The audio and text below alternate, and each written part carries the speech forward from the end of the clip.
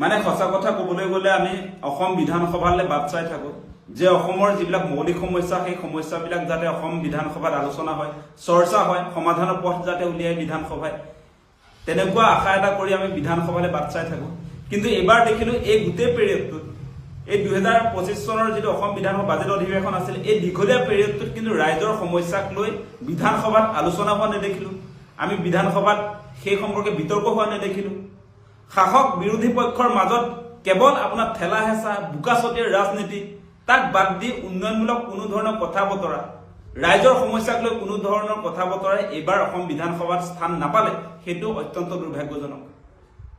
মানে আপোনালোকে নিশ্চয় দেখিছে বৰ্তমান সময়ত ক'বলৈ বেয়া লাগে আচলতে অসম বিধানসভাক আচলতে গাহৰি গড়াললৈ পৰিণত কৰিছে। কেৱল হাই কাজিয়া আমি দেখিবলৈ পাওঁ। কোনোবাই জেউৰা লৈ যাব, তাতে কোনোবাই আপোনাৰ এই বিধায়কে কোনোবা এগৰাকী বিধায়কক খেদি মাৰিবলৈ যাব, আপোনাৰ কোনোবা উপাধ্যক্ষক বোলে কিবা কোনোবাই মাৰিছে বুলি তেনেকুৱা ধৰণৰ কথা বতৰা, সেইবিলাক ৰাইজৰ সমস্যা নহয়তো। ৰাইজৰ যিবিলাক মৌলিক সমস্যা, আপোনাৰ ৰাস্তা ঘাটৰ সমস্যা হওক, বান গৰাখহনীয়াৰ সমস্যা হওক, ছয় জনগোষ্ঠীৰ জনজাতিকৰণৰ সমস্যা হওক, আৰ্থ সামাজিক যিবিলাক সমস্যা আছে সেইবিলাক হওক, আজি আপোনাৰ পলিটেকনিকৰ যিবিলাক চাকৰি তেওঁলোকে চাকৰিৰ পৰা খেলিছে সেই বিষয়বিলাক হওক, আজি অপ্ৰাদেশিত বিদ্যালয়ৰ শিক্ষকৰ আপোনাৰ প্ৰাদেশিকৰণৰ বিষয়টো হওক, আজি অংগনবাদী কৰ্মী সহায়িকাসকলৰ দৰমহা মজুৰি বৃদ্ধি বা তেওঁলোকৰ যিবিলাক সমস্যা সেইবিলাকৰ কথা বতৰা হওক, আজি কৃষকৰ সমস্যাক লৈ যিবিলাক কথা বতৰা থাকে, আজি উদ্যোগীকৰণৰ কথা বতৰা লৈ যিবিলাক কথা আলোচনা হ'ব লাগে সেইবিলাক একদম স্থানেই নাপায় অসম বিধানসভাত। এনেকৈ আপোনালোকৰ এই বোকাচতীয়া ৰাজনীতি, হাই কাজিয়া বিলাকৰ জৰিয়তে ভাৰতৰ 5খন উন্নত ৰাজ্যৰ তালিকাত অসমখন যাব নেকি, সেই প্ৰশ্ন আমি হিমন্ত বিশ্ব শৰ্মাক উত্থাপন কৰিছো। আজি আপোনালোকে নিশ্চয় দেখিছে কেৱল আমি বিধানসভাত হাই কাজিয়া, ঠেলা হেঁচা, মাৰ পিট, কিবা কিবি সেইবিলাকহে দেখিবলৈ পাইছো। এবাৰ সুস্থ গণতান্ত্ৰিক বিতৰ্ক আমি অসম বিধানসভাত দেখিবলৈ পোৱা নাই। সেইটো আচলতে গণতন্ত্ৰৰ প্ৰতি বা অসমৰ কাৰণে ভাবুকি স্বৰূপ। এনেকৈ কোনো কাৰণতে আমাৰ অসমখন আগুৱাই যাব নোৱাৰে, সেই কথাটো আপোনালোকে চাওক সেই কথা বতৰাবিলাক। গতিকে আমি অতি স্পষ্ট কৰি দিছো, মুখ্যমন্ত্ৰী হিমন্ত বিশ্ব শৰ্মা ডাঙৰীয়া, আপুনি মুখ্যমন্ত্ৰীৰ দায়িত্বত আছে। গোটেই হাউচটোৰ আপুনি হৈছে কেপ্টেইন, গোটেই হাউচৰ আপুনি মূল মানুহ নহয় জানো? গতিকে আপোনাৰ নেতৃত্বত এটা সুস্থ বিতৰ্ক, সুস্থ চৰ্চা অসমক আগুৱাই লৈ যাবৰ কাৰণে যিবিলাক কথা বতৰাই স্থান পাব লাগে তেনেকুৱা ধৰণৰ কিন্তু কথা বতৰাই স্থান পোৱা আমি নেদেখিলো। এইটো অত্যন্ত দুৰ্ভাগ্যজনক। আপোনাৰ নেতৃত্বতে অযথা কিছুমান কথা বতৰাই স্থান পাইছে বিধানসভাত, যিবিলাক আচলতে বিধানসভাৰ পবিত্ৰ মজিয়াৰ যিটো আচলতে ষ্টেটাছ, সেই ষ্টেটাছক বহুত আপোনাৰ অৱনমিত কৰিছে। মানে সঁচা কথা ক'বলৈ গ'লে আমি অসম বিধানসভালৈ বাট চাই থাকো যে অসমৰ যিবিলাক মৌলিক সমস্যা সেই সমস্যাবিলাক যাতে অসম বিধানসভাত আলোচনা হয়, চৰ্চা হয়, সমাধানৰ পথ যাতে উলিয়াই বিধানসভায়, তেনেকুৱা আশা এটা কৰি আমি বিধানসভালৈ বাট চাই থাকো। কিন্তু এবাৰ দেখিলো এই গোটেই পিৰিয়ডটোত, এই 2025 চনৰ যিটো অসম বিধানসভা বাজেট অধিৱেশন আছিল, এই দীঘলীয়া পিৰিয়ডটোত কিন্তু ৰাইজৰ সমস্যাক লৈ বিধানসভাত আলোচনা হোৱা নেদেখিলো। আমি বিধানসভাত সেই সম্পৰ্কে বিতৰ্ক হোৱা নেদেখিলো।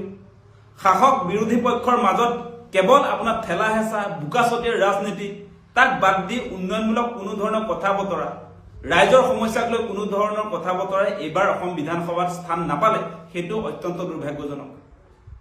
মানে আপোনালোকে নিশ্চয় দেখিছে বৰ্তমান সময়ত ক'বলৈ বেয়া লাগে আচলতে অসম বিধানসভাক আচলতে গাহৰি গড়াললৈ পৰিণত কৰিছে। কেৱল হাই কাজিয়া আমি দেখিবলৈ পাওঁ। কোনোবাই জেউৰা লৈ যাব, তাতে কোনোবাই আপোনাৰ এই বিধায়কে কোনোবা এগৰাকী বিধায়কক খেদি মাৰিবলৈ যাব, আপোনাৰ কোনোবা উপাধ্যক্ষক বোলে কিবা কোনোবাই মাৰিছে বুলি তেনেকুৱা ধৰণৰ কথা বতৰা, সেইবিলাক ৰাইজৰ সমস্যা নহয়তো।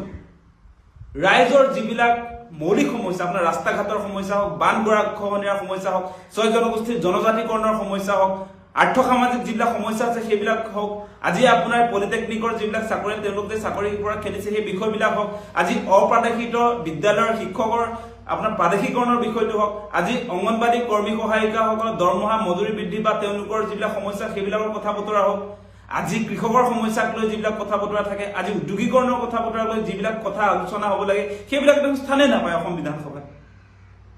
এনেকৈ আপোনালোকৰ এই বোকাচতীয়া ৰাজনীতি, হাই কাজিয়া বিলাকৰ জৰিয়তে ভাৰতৰ 5খন উন্নত ৰাজ্যৰ তালিকাত অসমখন যাব নেকি, সেই প্ৰশ্ন আমি হিমন্ত বিশ্ব শৰ্মাক উত্থাপন কৰিছো। আজি আপোনালোকে নিশ্চয় দেখিছে কেৱল আমি বিধানসভাত হাই কাজিয়া, ঠেলা হেঁচা, মাৰ পিট, কিবা কিবি সেইবিলাকহে দেখিবলৈ পাইছো। এবাৰ সুস্থ গণতান্ত্ৰিক বিতৰ্ক আমি অসম বিধানসভাত দেখিবলৈ পোৱা নাই। সেইটো আচলতে গণতন্ত্ৰৰ প্ৰতি বা অসমৰ কাৰণে ভাবুকি স্বৰূপ। এনেকৈ কোনো কাৰণতে আমাৰ অসমখন আগুৱাই যাব নোৱাৰে, সেই কথাটো আপোনালোকে চাওক সেই কথা বতৰাবিলাক।